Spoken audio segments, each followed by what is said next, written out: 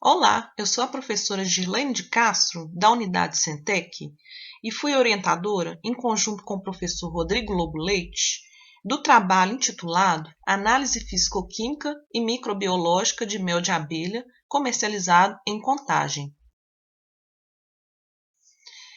As alunas do curso técnico em Química que realizaram este projeto foram Ana Luísa Diniz Leles, Maria Eduarda Ribeiro Eugênio e Yasmin Alves de Carvalho.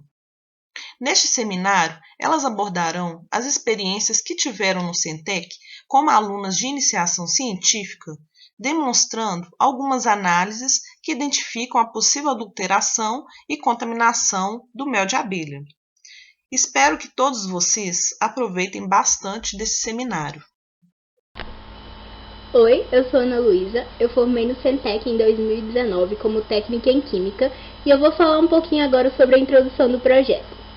Primeiramente, segundo a Instrução Normativa do Ministério da Agricultura e Abastecimento, de número 11, de 2000, o mel é um alimento produzido por abelhas melíferas a partir do néctar de flores, excreções de insetos sugadores de plantas ou secreções de partes visíveis das plantas. As abelhas elas vão recolher esse material, elas vão levar esse material para a colmeia, onde ele vai amadurecer até se transformar no mel que nós conhecemos.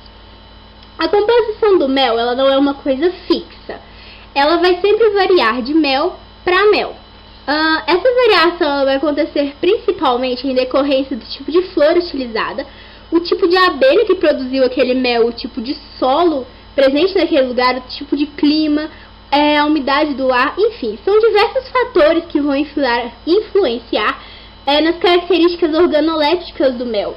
Sendo assim, não é possível identificar a qualidade do mel apenas pela sua palatabilidade, pela sua cor, pelo seu aroma, entre muitas outras coisas. São necessárias as realizações de alguns testes para isso. O mel ele vai ser composto principalmente por água, sacarose, frutose, maltose, alguns sais minerais, enzimas e ácidos orgânicos. É importante ressaltar ainda que por conta da presença desses ácidos orgânicos, o mel ele é um alimento naturalmente ácido. O mel também ele é considerado um dos alimentos mais puros da natureza. Infelizmente, por causa do seu alto valor de mercado, o mel ele ainda é um produto muito adulterado. Essa adulteração normalmente ela vai ser feita por meio de água, amido ou açúcar, sendo que uma adulteração tende a levar a outra. Sendo assim, normalmente quando é feito o acréscimo de açúcar, esse açúcar não é dissolvido completamente, então é feito o acréscimo de água. E para ajustar a densidade, após isso, é feito o acréscimo de amido. Infelizmente também, assim como qualquer outro alimento, o mel ele está exposto a contaminações em todas as suas fases, tanto na extração como na manipulação, no armazenamento e na sua comercialização. Isso é claro se durante o seu manuseio ele for manuseado sem os devidos cuidados, sem as devidas precauções higiênico-sanitárias. Sendo assim, para se certificar de que o mel ele é puro, ele é bom para o consumo e que ele foi bem armazenado e estocado, é necessária a realização de alguns testes físico-químicos e microbiológicos. Oi, meu nome é Yasmin e eu vou falar um pouco sobre os objetivos do nosso projeto. Começamos com o intuito de avaliar tanto as condições físico-químicas quanto microbiológicas dos MEIs vendidos na região. Então, depois de um tempo, decidimos fazer um levantamento de dados sobre o conhecimento que a população tinha sobre esse alimento. Usando os dados que conseguimos tanto por meio de um questionário, que vai ser explicado mais à frente, e os dados conseguidos em laboratório, planejamos informar a comunidade a respeito da qualidade do mel e também fazer algumas explicações sobre como estaria a qualidade e o que seria também considerado um mel de qualidade. Agora falando um pouco sobre os materiais, temos alguns que são encontrados comumente no laboratório e foram utilizados em praticamente todos os procedimentos durante a pesquisa, com exceção das placas de Petri, que foram utilizadas somente nos testes microbiológicos. Os reagentes temos os que foram utilizados nos principais testes físico-químicos e também os meios de cultura utilizados. Além também de alguns equipamentos que foram usados como balança, refratômetro, pHmetro, entre outros. Falando um pouquinho agora sobre os testes realizados. Foram dois tipos de testes realizados, os testes físico-químicos e os testes microbiológicos. Os testes físico-químicos foram realizados com o intuito de identificar se o mel era puro ou se ele estava adulterado. Já os testes microbiológicos foram feitos com o intuito de identificar possíveis agentes patológicos. Falando um pouquinho agora sobre os testes físico-químicos realizados. Foram 6 os testes físico-químicos realizados, sendo 3 deles qualitativos e 3 deles quantitativos. Começando agora com o teste de acidez livre. O teste de acidez livre ele é um teste quantitativo que ele visa quantificar a quantidade de ácidos presentes naquela amostra de mel, a acidez daquele mel. Sendo que a Instituição Normativa do Ministério da Agricultura e Abastecimento determina que a quantidade máxima de acidez permitida no mel é de 50 miliequivalente grama por quilo. Falando um pouquinho agora sobre o teste de Lund. O teste de Lund ele vai ser um teste qualitativo que visa a identificação de proteínas albuminóides presentes no mel. As proteínas albuminóides, elas são proteínas características do mel, elas são naturais do mel, sendo que a sua ausência ela vai identificar fraude ou adição de diluidor. Falando um pouquinho agora sobre a reação de Lugol. A reação de Lugol ela vai ser uma reação também qualitativa que visa identificar a presença de dextrina ou amido, que não são substâncias naturais do mel. Visando, é claro, identificar a adulteração por amido. Falando um pouquinho agora sobre o teste de Fierre. O teste de Fierre é um teste que visa a identificação do hidroximetilfurfural em concentrações superiores a 80 miliequivalente grama por quilo. O hidroximetilfurfural por si só ele é uma substância natural do mel e não apresenta grandes toxicidades para o ser humano. Porém, em grandes concentrações, o hidroximetilfurfural ele indica aquecimento, adição de açúcar ou uma estocagem incorreta daquele mel. Já o teor de umidade ele é um teste quantitativo que visa a identificação da quantidade de umidade daquele mel. O teor de umidade ele vai variar de mel para mel. Essa variação vai acontecer em decorrência do clima, da flor e da época que aquele mel foi feito. Porém, a Instituição Normativa do Ministério da Agricultura e Abastecimento determina que a porcentagem máxima de umidade permitida no mel é de 20%. Falando um pouquinho agora sobre o pH. Como já foi dito anteriormente, o mel é um alimento que tem um caráter naturalmente ácido por conta dos ácidos orgânicos presentes ali. Porém, se esse pH ele for muito baixo, pode indicar a possível adulteração por xarope ou por amido invertido. Agora, se esse pH ele for muito básico, pode indicar a possível adição de sacaroses. O teste de pH, porém, ele não vai dar uma resposta definitiva. Ele indica uma possível adulteração, mas para se confirmar isso tem que ser realizados alguns outros testes. Boa tarde, gente. Eu sou a aluna Maria Eduarda Ribeiro Eugênio, estudante do curso Técnico em Química Industrial. E agora eu vou falar sobre os testes microbiológicos. Bom, a qualidade microbiológica de um alimento indica cuidado em sua produção, condições higiênicas e de armazenagem. Sendo assim, nosso projeto realizou testes a fim de comprovar a procedência de meios comercializados em Contagem. Realizamos os testes coliformes totais e contagem de mesófilos. A contagem de mesófilos é o método mais utilizado para indicar, de forma geral, populações bacterianas presentes em alimentos, conhecido popularmente como contagem padrão em placas, PCA. Uma alta concentração de bactérias em alimento é indício de sanitização inadequada, problema no processo ou até mesmo na matéria-prima. Ao teste coliformes totais, é indício de contaminação de bactérias presente no trato gastrointestinal de humanos ou de outros animais de sangue quente. Essas bactérias são capazes de fermentar a lactose com formação de gases a 35 graus Celsius. Essa formação de gás é devida à fermentação da lactose, componente do meio de cultura utilizado. A presença de coliformes totais indica condições higiênicas inadequadas e, em caso de alimentos pasteurizados, indica contaminação ou falha durante ou pós-processo. Falando um pouco agora sobre a metodologia empregada. Falando um pouquinho agora sobre a metodologia empregada para a realização dos testes físico-químicos. Começando pelo teste de acidez livre. O teste de acidez livre foi feito por meio de uma titulação com solução de NaOH 0,1 normal. Pesou-se aproximadamente 10 gramas de mel. Esse mel foi diluído em água e foi adicionado algumas gotas de fenolftaleína. A partir daí foi feita uma titulação com o NaOH 0,1 normal e os cálculos foram realizados. Falando um pouquinho agora sobre o teste de Lund.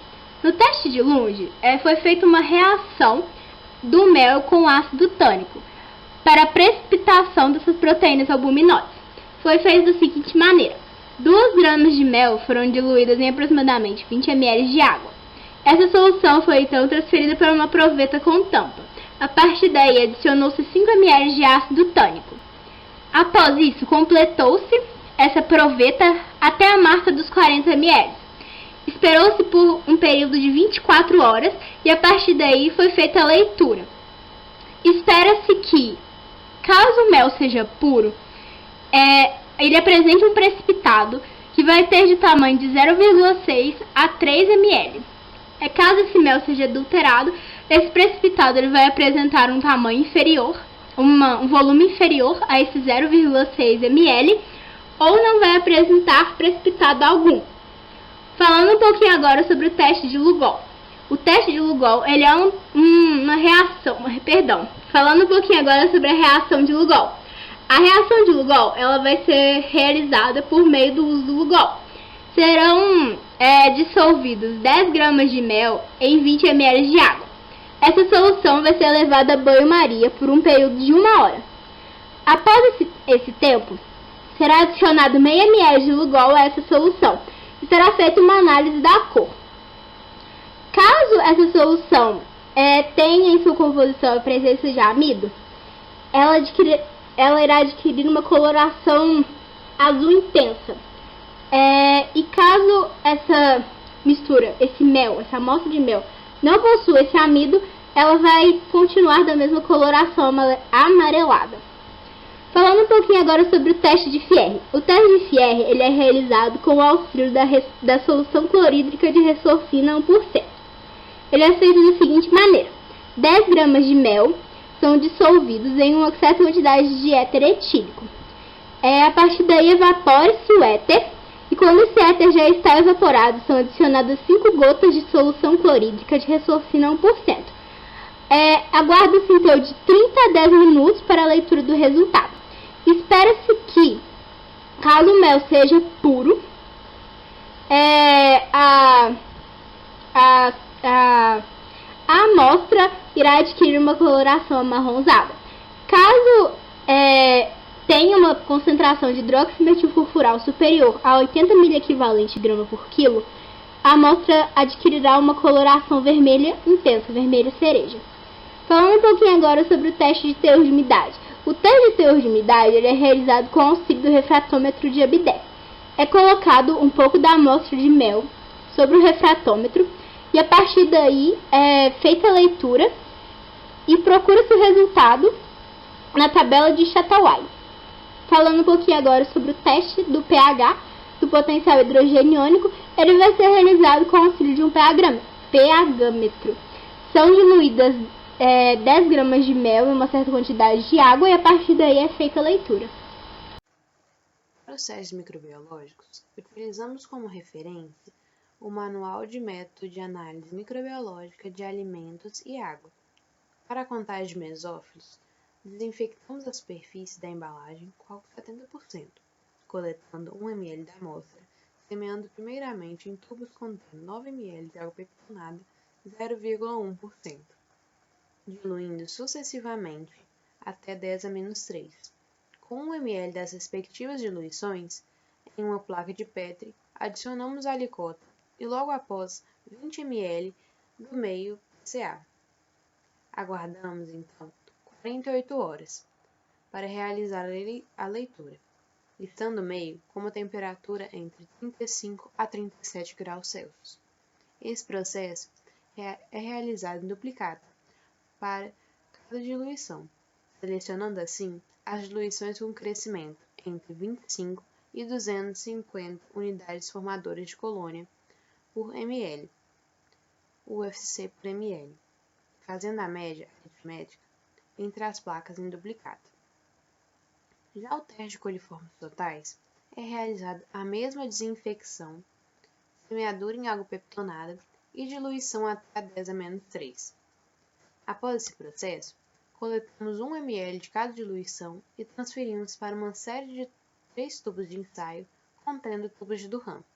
Os tubos de Durham são esses tubos pequenininhos, podendo ser observados na imagem, e caldo lauryl sulfato captose, realizando a incubação por 48 horas de 35 a 37 graus Celsius.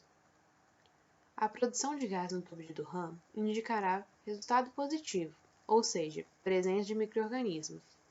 A partir dos resultados obtidos, estimamos a densidade de micro-organismos na amostra em número mais provável, NMP. Ao longo do nosso projeto, foi distribuído um questionário indagando nossos interlocutores sobre questões pontuais sobre o consumo e compra do mel. Entre as 8 perguntas questionadas, 3 ressoaram e merecem ser discutidas neste momento. A primeira questão é: já ouviu falar sobre os riscos de consumir mel sem conhecimento sobre sua origem? Bom, a maior parte dos entrevistados tem pouco ou nenhum conhecimento sobre os riscos de contaminação, demonstrando que muitos consumidores ainda não relacionam a procedência do mel com a sua qualidade. A segunda pergunta é: compra mel de acordo com a sua procedência? Nesta, 53% dos entrevistados não analisam a procedência do mel antes de sua compra. E por fim, conhece as formas de adulteração do mel? A maioria dos entrevistados apresentam nenhum ou vago conhecimento sobre as formas de adulteração, tendo em vista o mel como um alimento muito mais do que um adoçante natural. Ele tem seu uso medicinal e de outras maneiras ele pode ser usado. Sendo assim, é necessário termos atenção à sua procedência, ao seu armazenamento, se houve adulteração ou não, para que esse alimento, fonte de nutrientes e vitaminas, tão benéfico para o ser humano, não seja um malefício para a saúde. Falando agora um pouco sobre os resultados, em relação às amostras, foram um total de 5, sendo classificadas de acordo com a sua procedência. As amostras 4 e 5, consideradas comerciais, foram compradas no mercado formal, ou seja, os sacolões ou supermercados, e elas continham um rótulo com informações do fabricante, data de fabricação, validade, informação nutricional e o registro no Ministério da Agricultura e Pecuária. Já as amostras 1, 2 e 3 foram adquiridas no mercado informal e são consideradas in natura, podendo não ter rótulo e geralmente vindo apenas com as informações de validade e local de origem. Falando um pouco agora sobre os testes físico-químicos, temos uma tabela com todos os resultados adquiridos durante a pesquisa. Começando falando um pouco sobre o teste de acidez, todos os valores encontrados foram satisfatórios, pois todos respeitam a legislação brasileira, que determina que o valor máximo deve ser de até 50 miliequivalentes por quilograma.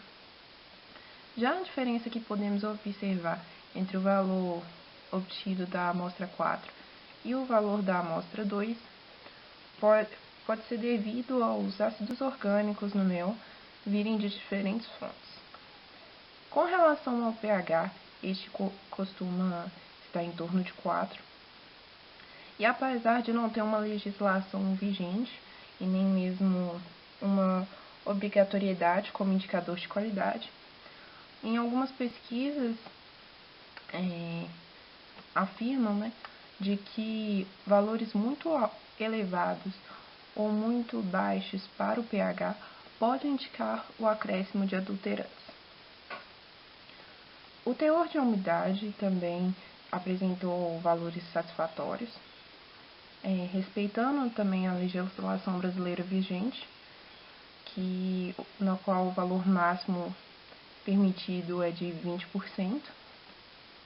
Novamente, a diferença que podemos ver entre os valores obtidos das amostras pode ser devido à diferença de clima, à flor que deu origem, até mesmo à época de colheita. Com relação aos testes de adulteração, teste de Lund, reação de Lugol e teste de Fierro, todas as amostras, com exceção da amostra 3, não apresentaram adulterações. A amostra 3, no teste de Lund, teve a ausência de precipitado, o que indica a ausência de proteínas albuminoides naturais do mel. Já a reação de Lugol, houve a mudança de cor, coloração azulada quando se fez a reação, o que indica a adulteração por amido.